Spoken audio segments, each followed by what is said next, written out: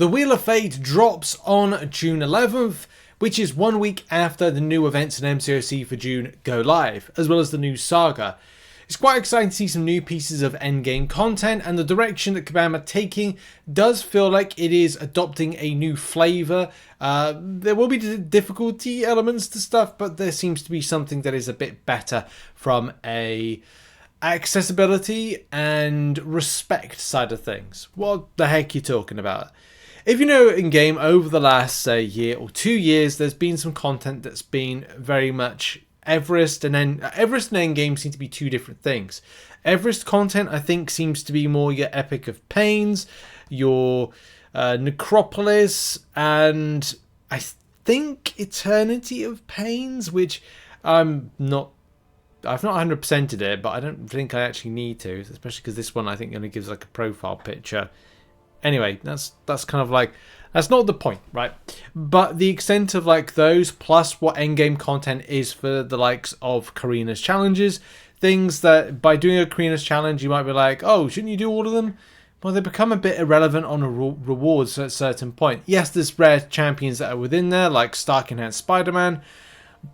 But apart from that, I don't personally see any interest in them after a certain amount of months, because the rewards that you get from them largely become a little bit, as we said, irrelevant. I mean, a good example would be, do you remember the Korean challenges that dropped for you to do Necropolis, only to then find out that they basically become sort of worthless at a certain point, because you're like, well, I don't need to do this anymore. I probably will try and find some time, but unit investment to things like the banquet event as a non-spending player, Cyber Weekend as a non-spending player, and even July 4th deals and other things that Kabam have got in as a non-spending player, you then kind of look at, well, I got a tier 7 basic for free from Spring Cleaning as a non-spending player, and I didn't have to do anything as a Valiant player. So there's some weird stuff that's been happening when it comes to depreciation, unit investment to return. So yeah, there's endgame content and Everest content are in a very weird place for players. Anyway, with all of this type of content that Kabam have got locked in, and we're going to be seeing very, very soon, the Wheel of Fate will hopefully allow players something to do that are going, I don't want to do just this or just that, and I've got a lot of time to play the game. Well, the Wheel of Fate might be that for you, as it's 3 quests in total, right? There's team size of 1, and you get to swap out a champion per time. With the rise of the Valiant Gauntlet, and I do like the Valiant Gauntlet, by the way, with a few changes, I thought it would be like a top-notch piece of content, and it's not getting any of the changes that I personally want to see, but it is what it is. You know, Kabam can listen to not just me, but like the player base and what they have feedback, and either act on it or don't act on it.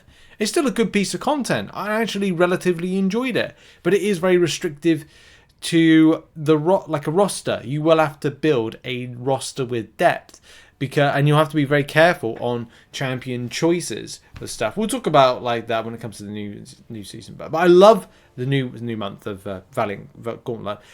But the swap out elements are good and fair. However, this is something now that is expanding into other areas. And what I said at the start of the video was, this seems to be very much the type of delivery Kabam are doing, and I'm all for it. I think it's fair, and I think it's good for the community. If you remember back, one of my favourite pieces of content, and this is why things resonate with me, is the Crucible. I thought the Crucible was well put together. It was a decent piece of content. It was fair in rewards. And this is where Valiant Gauntlet comes in, where you get to choose a champion each time to kind of go into different scenarios. It allows people to expansively play their rosters. It also allows for, again, fairness, and especially if you're like, oh my god, I forgot to bring in the right champion to counter it. So this is a positive. This extra positive has been brought into the Wheel of Fate, which is, as we said, launching on June 11th, and returns back a champion to full health. Kabam have said that this was, and we'll look at something that Kabam Crash said recently in the last 24 hours about this for those that are interested in some extra information around Wheel of Fate and the fear about the difficulty. I do get a bit scared about the fact that it's specific on tags, and that's mainly because something that's not to be feel unrestricted with champion choice and whatnot and stuff like that, you then feel like it is then limited to tags, right? What those tags are mean that you largely have to rank up champions to do the content. Do you honestly want to go in with a rank 4 6-star? No, you don't. And you can't. You have to use a 7-star. Why did you lead in with that sentence? Well, that's what I'm talking about. 7 stars only means that it is going to be a restrictive element to you. You will have to have, because you're using 12 champions plus the boss counter champion, that's 13 champions in total. 13 champions at a low rank, a rank 1 7-star, doesn't feel like it's going to have the meat to it. It needs that meat in terms of damage. If champions don't have the damage, then of course that can be quite scary. You're preparing, I can't say preparing right, preparing for this fight or this quest is going to be important. I think getting an idea of how the quests are going to go is going to be good.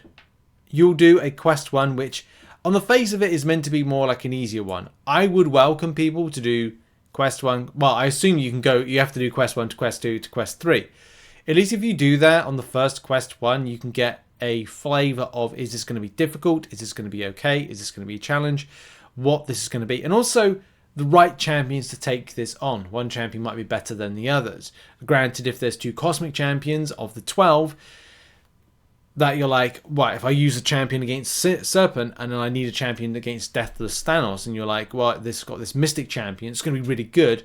Oh, I cannot use that Mystic champion twice in a row, so I then have to find an alternative. And your best Mystic may be something like, I don't know, you might kind of like use Isophene, for example. And you're like, I want to use Isophene against Deathless Thanos. So you have to box clever with your options. At least the rewards are going to be good for it. If it's going to cost you a load of revives, it may cost you a load of revives. It may not. You may be able to absolutely blitz through it. You know, we don't know. We'll just have to largely wait. The reward side of things are important to mention. I'm unsure. I'm still on the fence, largely in the camp of I don't get 7-star Awakening gems being like this fragmented thing. I just don't get it. I don't think that's fair.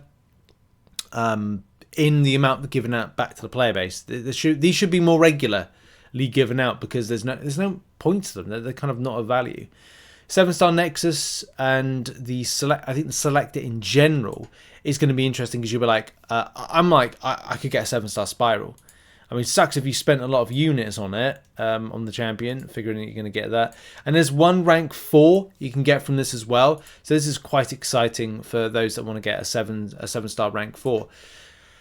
I'll probably get my 3rd free-to-play one about 2 weeks' time, depending if I prioritise this Wheel of Fate. I think by the time I do 9.2, and it's trying to find the time to do 9.2, that's the problem. But I hopefully kind of like get there. But I'm kind of looking forward to it. I'm a little bit kind of like not quite sure about how Kabam are going to like, you know, do this event and what kind of an event this is going to be on difficulty scale. So I did hint about some extra bit of information on stuff. So Kabam Crash said that the selector, because some people did ask about the selector, does not include a Deathless Thanos, which of course would be handy for those looking for options of how to get a Deathless Thanos without having to follow the process of the Deathless Mausoleum, which of course you needed to do with said Deathless based champions. So that's giving clarity for those that are looking for that. There was also another bit of coverage from Kabam Crashed because, yeah, it's shorter than Necropolis. There we go. And some players will definitely, and I need to zoom this in, some players will definitely do it day 1, but it's quite difficult. One of our designers told me he thinks it's the hardest quest we have ever made. Right, I don't know why people told me. That's awesome. No, I mean, if you're looking for somewhere to spend your revives for the kind of like, you know, mid skill level base people, the people are like, okay, I know the counters, but like sometimes when you're looking to play, like the movements like just not happening the way you want, and stuff happens, AIs you into oblivion, then yeah, like that kind of like becomes a little bit of a frustration point.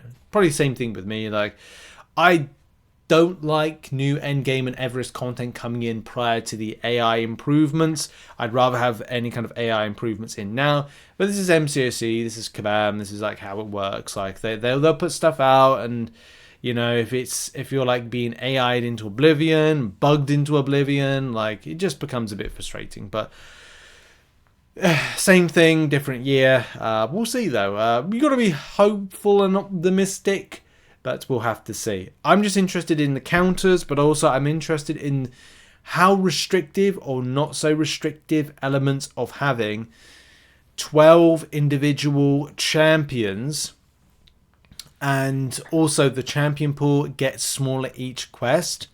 Like, that is frustrating as well, and I don't know if it really kind of like ticks boxes for me in terms of fairness. Is this meant to be more of an unfair based thing? We'll have to see when the Wheel of Fate drops on June 11th.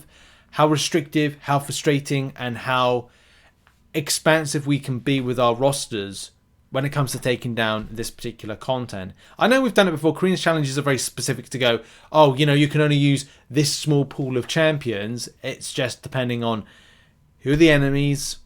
We know 2 of them, Spiral, we know 3, Spiral, Serpent and Death of Thanos, but also the others and the scope of roster that we can use.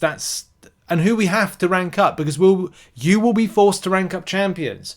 That's something to consider. You will have to rank up champions that maybe you don't know how to play, but mainly like you will have to invest into them, because you won't take rank 1 7 stars into this mode. So we'll see what happens with more details when it's dropped soon. But anyway, that's been it for the video. An extra bit of context from Command Crash and some other bits and bobs as well. Thanks for watching. See you soon. Bye.